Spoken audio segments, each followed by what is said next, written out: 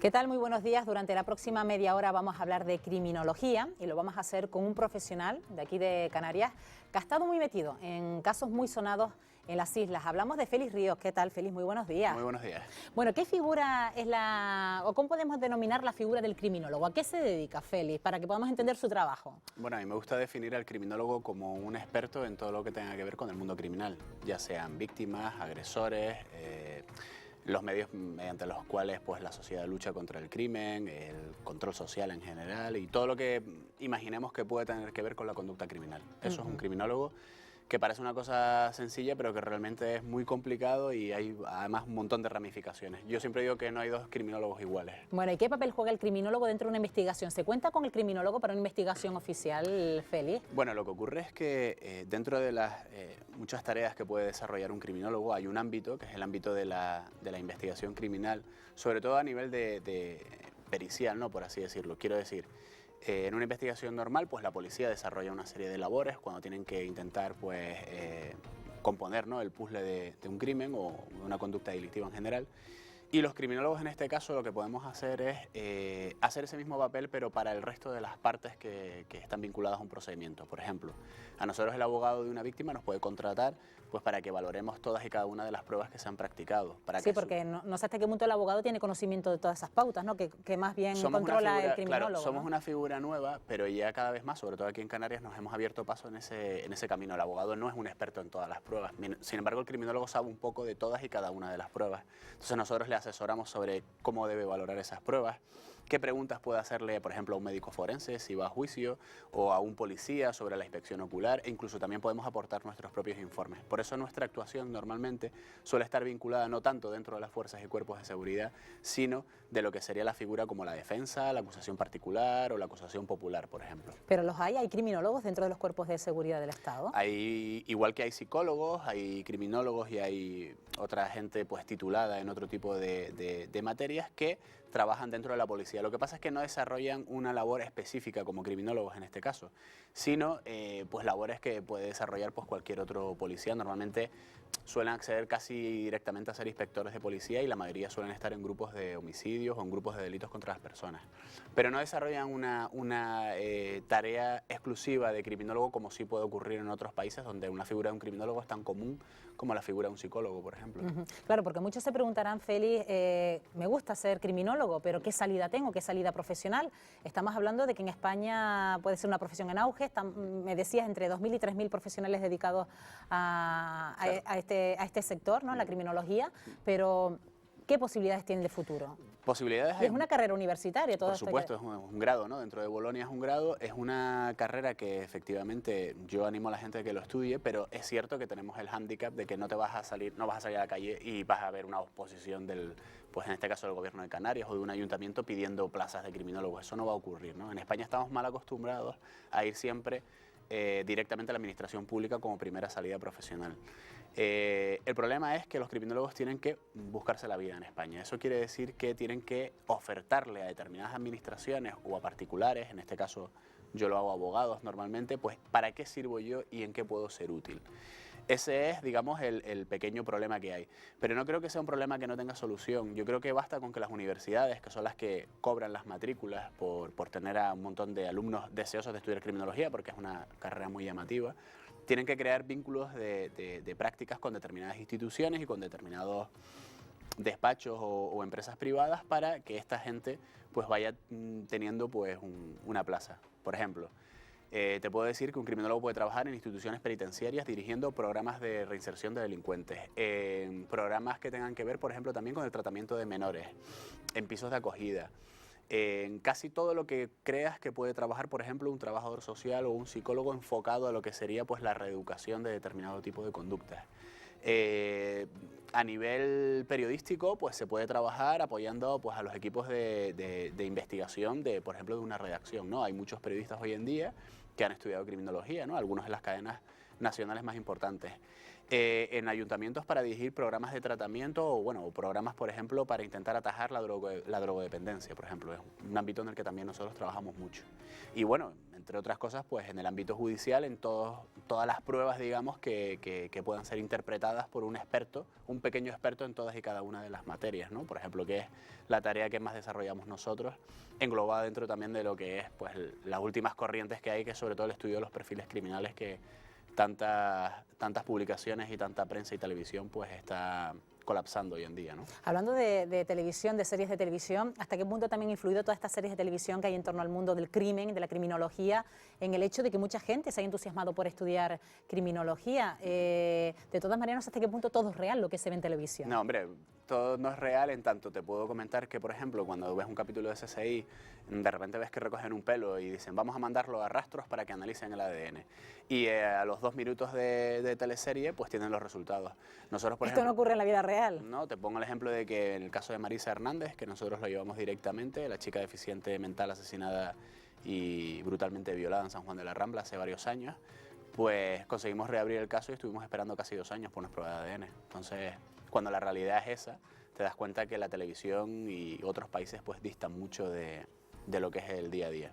¿Y por qué pasa eso? ¿Por qué se tarda tanto en conocer los resultados de unas pruebas de ADN, Félix? ¿Por una carencia de medios que tenemos? Yo creo que no es tanto una carencia de medios, sino una falta de optimizar los medios, ¿no? Lo que no puede ocurrir es que, por ejemplo, se cometa un crimen en la provincia de Las Palmas de Gran Canaria, lo instruya, por ejemplo, allí un equipo de policía judicial, de la Guardia Civil, y puedan darle al Instituto de Medicina Legal de allí las pruebas de ADN para que las practiquen y que en este caso, por ejemplo, el laboratorio del doctor Pestano tenga las pruebas listas en 24 o 48 horas o como muy tarde una semana, y que sin embargo otro equipo de Policía Judicial de Tenerife decida enviárselas, por ejemplo, al Instituto Nacional de Toxicología con su sede aquí y tarden meses, ¿no? Entonces yo creo que lo que no hay es una unidad de criterio de decir, bueno, vamos a ver, aquí lo importante es que las cosas salgan rápidas. Quien tenga más recursos o quien tenga mejores personal, pues es quien debe de ocuparse de ese tipo de pruebas. Y me da igual quién sea, pero esas cosas tienen que ser rápidas. A un investigador policial le resulta fundamental el tener ese tipo de resultados lo antes posible. Hace poco hemos estado revisando un caso en Lanzarote, el de Alfonso Fernández, un señor de Madrid que fue estrangulado con una bolsa de plástico, y en ese momento, cuando la Guardia Civil instruyó las diligencias, tardó mucho en obtener otro tipo de información que dependía pues, de otras instituciones.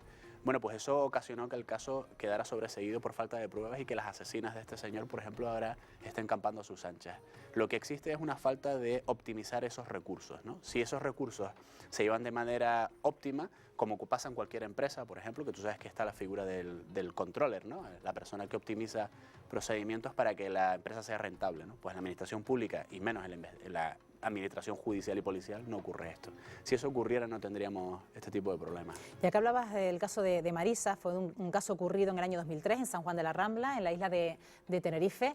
¿Qué ha pasado al final con esas pruebas de ADN? ¿Se tuvieron esos resultados? ¿No se han obtenido todavía? Se obtuvieron después de que presionamos muchísimo a través de los medios de comunicación. Hubo un apoyo fundamental por parte de doña Fidela, la alcaldesa de San Juan de la Rambla. Conseguimos que las pruebas se practicaran, pero los análisis se hicieron desde nuestro punto de vista de manera parcial, ¿no? Para nosotros fue un trabajo que se intentó hacer rápido y no se aplicaron todas las técnicas que nosotros sí habíamos sugerido a través de nuestros expertos en genética forense. Ahora hemos vuelto a recurrir ese archivo provisional a raíz de que no se obtuvo nada positivo de esas pruebas y en ese ínterin estamos, ¿no? Ahora la jueza va a tener que resolver si efectivamente se pueden seguir practicando ese tipo de pruebas que nosotros creemos que sí y de ahí obtener un nombre y apellidos del asesino. Este caso exactamente es el mismo que ocurre con el caso de Urbana Ramos. También en el caso de Urbana Ramos estamos en lo mismo. O sea, nos vemos en la necesidad de hacer, digamos, una valoración de todas y cada una de las pruebas y decirle al juez, señoría, usted todavía puede practicar esta prueba, esta prueba, esta prueba y la puede hacer mediante esta técnica y esta técnica. Porque esas familias están completamente destrozadas desde que asesinaron a sus familiares y creo que por lo menos merecen que se descarten todas las posibilidades pues que pueda llevar a cabo la administración, ¿no? Para intentar atrapar a esos asesinos que al fin y al cabo siguen en la calle.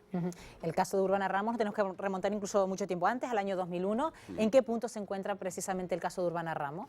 Bueno, el caso de Urbana Ramos la verdad que es un poco para tirarse de los pelos, ¿no? Si el caso de Urbana Ramos se hubiese instruido hace 2 años, cuando existía la violencia de género, pues probablemente el autor del crimen estaría en prisión, por lo menos a la espera de que se llevara a cabo el juicio. En el año 2001 pues nadie hablaba de ese tema, se practicaron una serie de pruebas que bueno, que sí fueron importantes, la Guardia Civil hizo un trabajo bastante concienzudo, pero las técnicas que había forenses en aquel momento no permitían ponerle nombre y apellidos al asesino.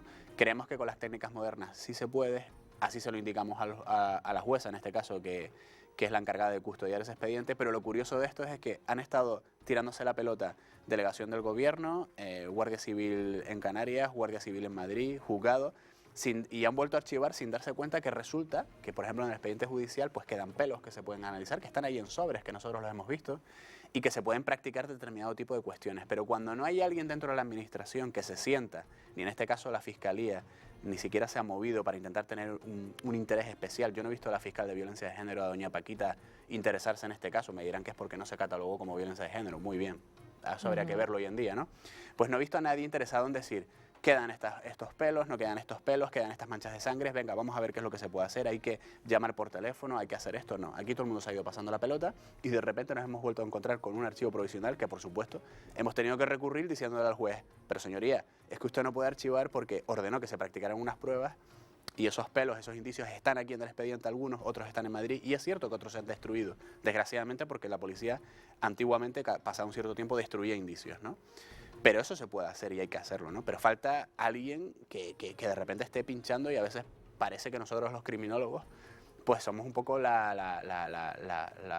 como diría yo, la mosca cojonera, por decirlo de alguna manera, que estamos siempre dando por saco diciendo, mira, es que esto hay que hacerlo, pero es que hay que hacerlo, es que son familias destrozadas. Y en estos casos en concretos de Marisa, en San Juan de la Rambla y de Urbana Ramos en Guía de Isora, ¿es vital el ADN? ¿No hay otras líneas que pudieran dar con sospechosos o posibles sospechosos de estas muertes? Cada caso es completamente diferente. Ya digo que muchas veces depende de cuándo se hagan las gestiones. En un caso pueden tener mayor impulso que en otro momento. Por ejemplo, en el caso de Marisa Hernández, probablemente el informe de perfil que nosotros aportamos, si la policía hubiese hecho algo parecido durante la investigación del caso, cuando el caso estaba todavía fresco, pues muy probablemente se hubiese mantenido en prisión preventiva durante más tiempo al imputado que hubo en un determinado momento.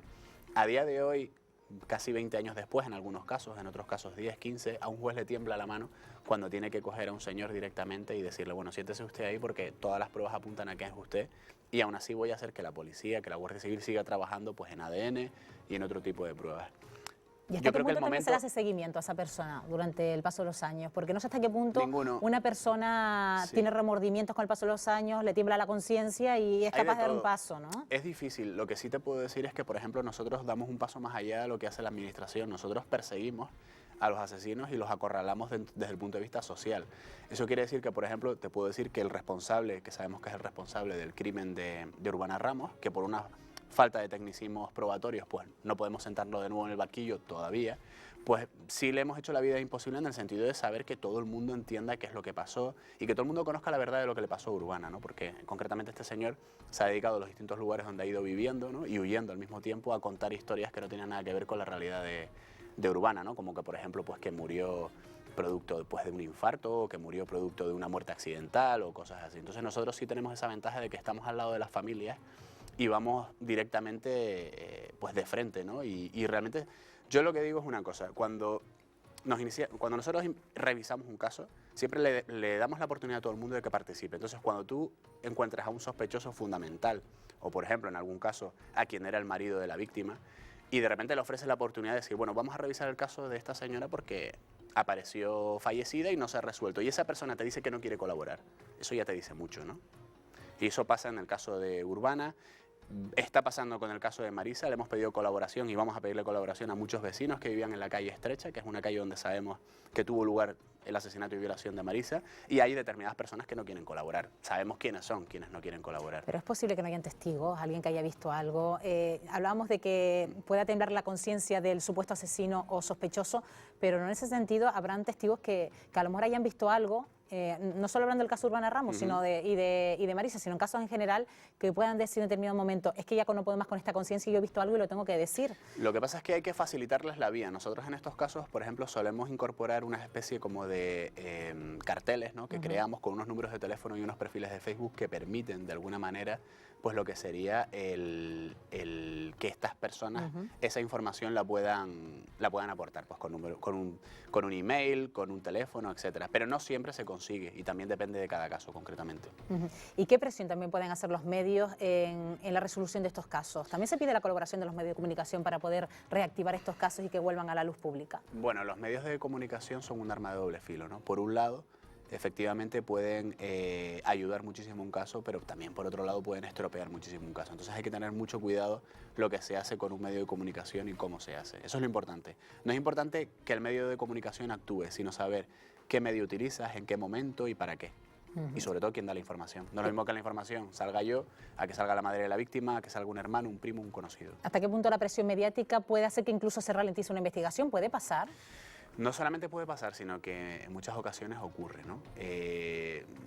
Yo creo que, ya digo, hay que cuidar muy bien quién es el que da la información y para qué y con qué objetivo. Muchas veces los familiares cometen el error de dedicarse a ir a los diferentes medios de comunicación simple y llanamente pues para sacar su rabia. Eso desgraciadamente no sirve de nada, ¿no? Lo que hay que hacer es entender cuál es el mensaje que queremos lograr y a quién se lo queremos transmitir, ¿no? ¿Sabes? Tú lo sabrás mejor que yo, hay muchos programas de televisión que viven directamente del dolor de los familiares pues, de víctimas de violencia o de determinados casos. Y eso al final se convierte en un sinvivir que no sirve para nada, porque además los medios de comunicación, desgraciadamente, cuando un caso deja de ser noticia, no te hacen caso. Por eso digo que hay que dosificar bien la información, pero son fundamentales y pueden ayudar. Aquí es donde entra la figura del criminólogo, Félix, a la hora de asesorar a esas familias sobre lo que deben y tienen que decir. Sí, y además, por ejemplo, te pongo un ejemplo claro en los casos de desaparición que ha habido en Canarias, ¿no? En Estados Unidos, por ejemplo, hay una organización que es la que se dedica a coordinar todo lo que es la búsqueda de menores desaparecidos, ¿no? Se llama el Centro Nacional para la Búsqueda y Lucha contra la Explotación Infantil. Bueno, pues este centro tiene tres figuras, ¿no? Tres personas que son siempre las que coordinan a nivel nacional cómo hay que trabajar en un caso de estas características, y uno, por ejemplo, es un criminólogo que se encarga de lo que es dar la cara a los medios de comunicación. Se pone a la familia en un lado, se pone a la policía en otro, al juzgado en otro, se coordina, bueno, ¿qué información tenemos que dar y qué necesitamos? Esto, bien, vamos a darlo. ¿Quién la da? La doy yo, la da la madre de la víctima, la da la policía, etcétera. Esto es una partida de ajedrez muy complicada y entonces hay que saber cuándo movemos la ficha y qué ficha movemos. Ya que nombrabas los casos de menores desaparecidos en Canarias, en concreto Sara y Jeremy, ¿son casos que se podrían haber evitado desde el punto de vista criminológico? Es complicado saberlo sin tener un conocimiento directo de muchos detalles del caso, a pesar de que pues, por mi trayectoria profesional yo sí he conocido algunos detalles de ambos casos, ¿no? Sí te digo que lo que está claro es que en España a día de hoy no hay una política criminal concreta dirigida a intervenir en estos casos. Es decir, que hasta que no ocurren dos casos seguidos en el tiempo, como ha ocurrido en Canarias, en este caso en Gran Canaria, pues a nadie se le enciende la luz y se le plantea el decir, bueno, pues tenemos que revisar los protocolos. ¿Por qué las denuncias hay que ponerlas a las 48 horas? No, ahora vamos a hacer que se puedan poner desde el primer momento. Es decir, hasta cuando pasan las cosas aquí reaccionamos y no lo hacemos con anterioridad. Los criminólogos normalmente nos dedicamos también a la prevención. Eso quiere decir que este tipo de planes, este tipo de estrategias o esta manera de intervenir, nosotros podemos explicar cómo se hace. Y además no es tan difícil, porque es que hay otros países que tienen este problema desde hace muchísimos años y ya se sabe cómo hay que actuar. Y desde luego no es como se actúa aquí. No digo que las cosas se hagan mal, digo que las cosas se podían hacer mejor. Y eso es lo importante, y es ahí hacia donde tenemos que caminar. ¿Y por qué se ha tardado tanto la resolución de estos casos, Félix? ¿Qué crees que ha fallado en que se haya alargado tanto en el tiempo una solución para los casos de Sara y Jeremy? Los casos, cada uno es individual, ¿no? Quiero decir que cada caso tiene su complejidad. Yo he visto casos que parecen irrisorios, que no había manera de resolverlos por ningún lado, y otros casos que parecían muy complicados. Hace poco, por ejemplo, tuve ocasión de conocer directamente el caso de una psicópata, Ana Páez, que suplantó la identidad de una compañera de trabajo durante años y que luego la asesinó, alterando el escenario del crimen, por ejemplo. Y era un caso que se consiguió resolver con una cierta facilidad por un pequeño detalle o un pequeño error que cometió en este caso la asesina. Otros casos tan sencillos como que dentro de una casa pues a una señora le roben una cierta cantidad de dinero y que además se sepa que ha tenido que ser uno de los hijos, pues por lo que sea pudiera ocurrir que no se consigue resolver. Cada caso es difícil. Yo creo que en el caso de Sara y Jeremy, la crítica que por ahora, y la única que puedo hacer por ahora, es que creo que se ha abordado tal vez el problema desde el punto de vista policial exclusivamente, y una desaparición de menores ya se sabe a nivel internacional que es un problema mucho más amplio, que ahí tiene que intervenir, pues tiene que intervenir la prensa si es necesario, hay que saber cómo interviene la prensa, hay que sensibilizar a los jueces de que hay que trabajar de otra manera, las estrategias que hay que tener son diferentes, etcétera. Ya digo, es difícil responder a dos casos diferentes, que probablemente son bastante diferentes, teniendo como único elemento común, que son en 2 niños y en Gran Canaria, con una sola respuesta. A eso iba yo. ¿Por qué en Gran Canaria 2 niños desaparecen prácticamente en las mismas circunstancias, sin testigos, sin pistas? ¿Se le puede achacar a una misma persona la autoría de ambas desapariciones? Para poder relacionar 2 crímenes, normalmente tenemos que encontrar lo que se llama la firma del asesino. Y cuando hablamos de la firma del asesino, pues podemos pues establecer que puede ser algo como, por ejemplo, una conducta que se lleva a cabo, un perfil de víctima concreto, etcétera. Por los datos que han trascendido, que no son demasiados, a pesar de que creemos que sí, de los 2 casos, la única vinculación que tienen es una vinculación geográfica de una isla, que es bastante grande, Gran Canaria, y la segunda, que son menores, ¿no? Que a raíz de ahí se diga que pueda ser la misma persona es muy atrevido. De hecho, muy probablemente las circunstancias de Jeremy, yo conozco las circunstancias familiares que rodean el caso de Jeremy y conozco parcialmente las que rodean el caso de Sara, son completamente diferentes, ¿no? Entonces, no basta con decir, bueno, 1 más 1 son 2 y se trata de la misma persona, no es así. Pero aquí volvemos al mismo problema, a la falta de testigos. ¿Nadie vio nada? ¿O hasta qué punto la gente se siente coaccionada o temor a represalias por parte de los que pudieran Habría secuestrar? que ver si alguien vio algo, qué grado de veracidad tiene esa información. En un procedimiento y una investigación, normalmente quien sabe algo no suele hablar y quien no sabe nada no para de hablar.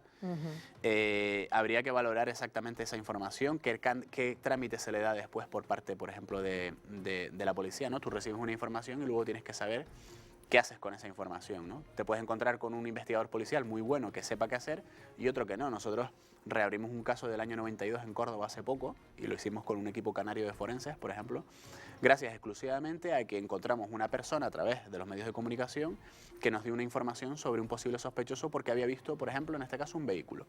Había visto un vehículo concreto. Esta información en el año 92 se le trasladó a un policía, el policía no le dio importancia y quedó el tema parado. Estamos hablando del caso de Soledad Donoso. Estamos hablando del caso de Soledad Donoso, por ejemplo. Que fue encontrada descuartizada. Descuartizada en el año 92 en el Guadalquivir, después de 2 meses, casi 3 de desaparición y que quedó archivado por falta de pruebas. Un caso que ahora está abierto, que conseguimos reabrir, que está en secreto de sumario y que yo tengo la esperanza de que en pocas semanas podamos volver a sentar en el banquillo directamente al responsable del crimen, que sabemos con claridad quién es. Bueno, volviendo de nuevo al caso de Sara y Jeremy y Félix, ¿hasta qué punto todavía se puede seguir trabajando con las hipótesis de vivo o muerto? Vamos a ver, por poder podemos seguir trabajando con todas las hipótesis del mundo. De hecho, supongo que todos, sobre todo vosotros los periodistas, estaréis acostumbrados a que cuando en estos casos habláis con la policía, lo primero que os dicen siempre es que no descartan ninguna posibilidad. La labor en este caso, por ejemplo, en mi caso como criminólogo y como perfilador, es descartar posibilidades, ¿no? Tú siempre puedes trabajar con las 2 posibilidades, pero tienes que optimizar tus recursos hacia investigar pues la posibilidad de que el niño esté vivo o de que esté muerto, de cómo esté de una manera, de cómo haya sido la otra, si ha podido ser una muerte accidental, si no, etc. Entonces, eso hay que canalizarlo. Sí he de decir, respondiendo a la crueldad de la ciencia, que los últimos estudios a nivel internacional sobre desapariciones de menores en unas circunstancias más o menos parecidas a las de Sara y Jeremy, se sabe que normalmente los niños suelen morir durante las primeras 24 horas.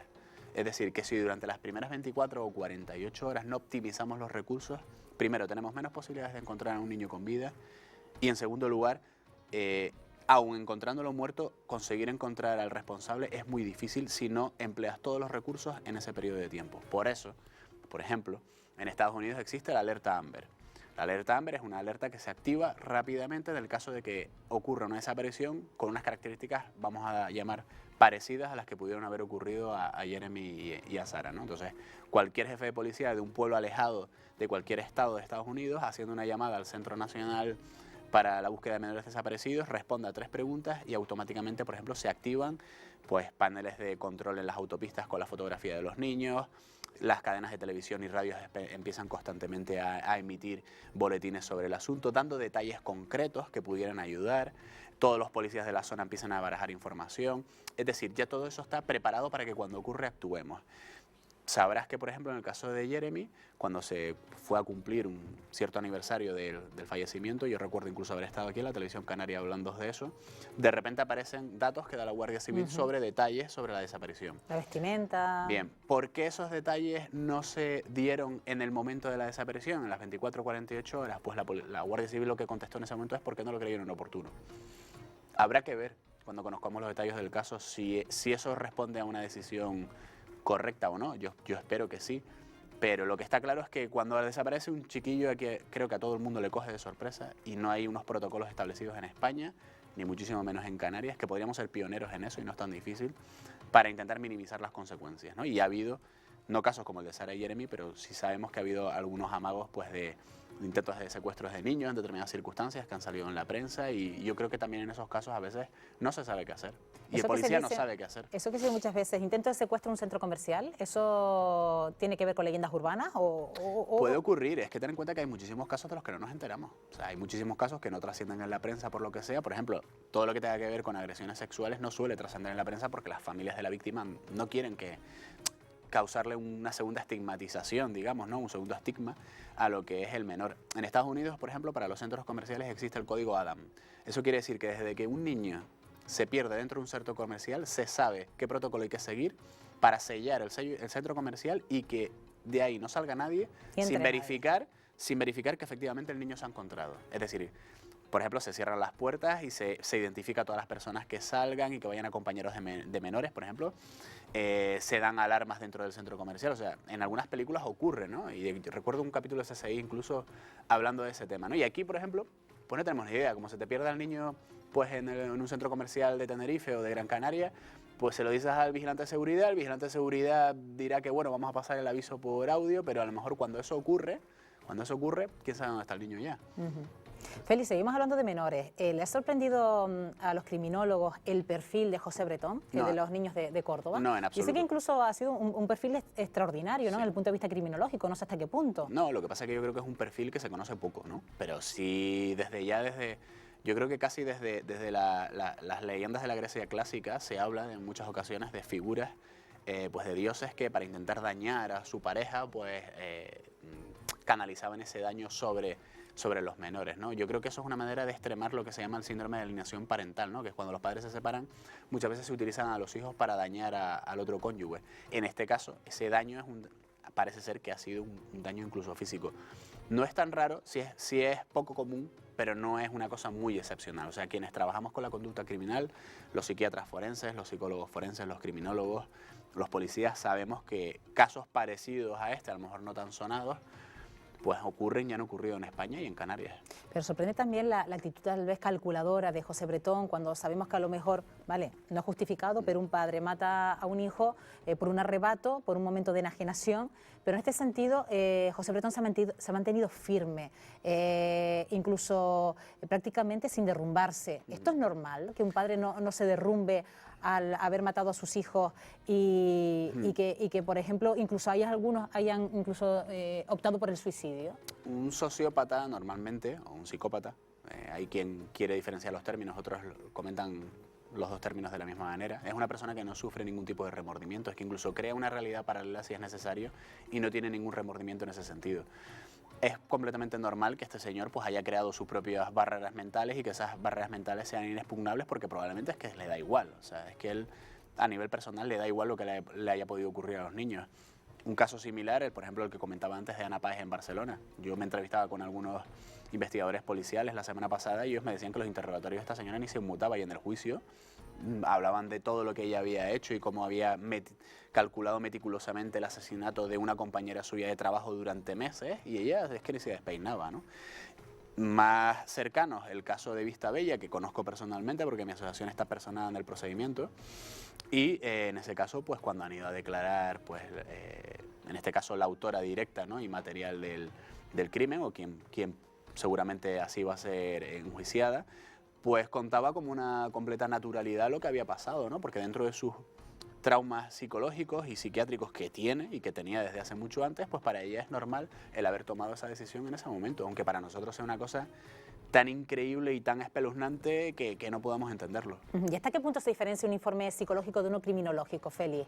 Pues en mucho, ¿no? Yo creo que el psicólogo vería esta tasa, pues viendo pues cómo es en su forma, ¿no? Pues a lo mejor el criminólogo se preguntaría por qué tiene esa forma, se preguntaría qué contenido tiene, para qué se utiliza, etcétera. Llegados a la conducta criminal, pues un psicólogo va a intentar saber qué puede haber influenciado a nivel de mente, digamos, ¿no? Y a nivel de conducta, en que una persona haya podido cometer un crimen. El criminólogo, aparte de eso, va a valorar circunstancias relativas al escenario, si se ha podido cometer tal y como relata esa persona, pues por las circunstancias del escenario. El criminólogo se va a preguntar cómo debe actuar la policía en ese momento, cómo se deben de enfocar, por ejemplo, los interrogatorios, de qué manera podría ser pues, más útil intentar reinsertar a esta persona. Es más completo. Yo siempre, cuando hablo con psicólogos, que la verdad es que tenemos que agradecer a los criminólogos, a los psicólogos, el que la criminología esté donde esté, porque ellos fueron los primeros que se metieron en esto. Yo siempre les digo que ellos son expertos en conducta en general, pero yo soy un experto en la conducta criminal en concreto. Entonces, digamos que nosotros vemos el problema en en una extensión mucho mayor, ¿no? Ellos se centran solamente en lo que es en la conducta psicológica. Ellos no te van a valorar una prueba pues, de ADN, una inspección ocular, o eso pueden intentar valorarlo, y de hecho hay quienes lo consiguen, pero no es su especialización, ¿no? Su especialización sería exclusivamente lo que serían pues, esos aspectos psicológicos que puedan haber influido en la conducta criminal en ese caso. Pues Félix, hemos cumplido nuestros 30 minutos. Sé que se quedan muchas cosas en el tintero porque el mundo de la criminología es bastante amplio, teniendo en cuenta también el trabajo que ustedes hacen detrás, incluso al margen de esa investigación oficial, pero sí que hemos querido acercarnos un poco al trabajo que realizan y sobre todo en tu caso, que ha estado muy cercano a casos muy sonados aquí en Canarias. Félix, gracias por habernos acompañado esta mañana. Gracias a vosotros y cuando queráis otros 30, 90 o 100 minutos, aquí estoy. Así será. Gracias, Félix. Y ustedes, como siempre, les cito para el próximo programa. Que disfruten del día. Adiós.